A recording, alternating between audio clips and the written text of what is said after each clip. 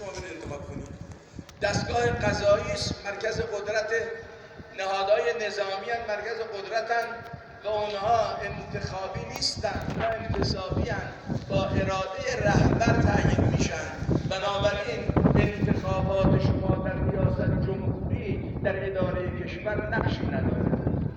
در مقابل اینا مقام معظم رهبری فرمودن عمده اختیارات، ثروت، بودجه، همه اینا را اختیار فرمودن اختیاراتی قوه قضاییه و نهادهای نظامی دارن در مقابل اختیارات رئیس جمهور صفر، ناچیز است.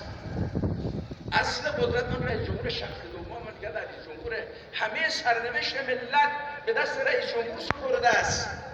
تمام مدیریت اجرایی کشور دست رئیس جمهور. مسئله دومی که ناظر بر این مسئله مقام معظم رهبری فرمودن اختیارات رئیس جمهور بیشتر است. مسئله دوم این که در برابر ناکارآمدی مدیریت‌های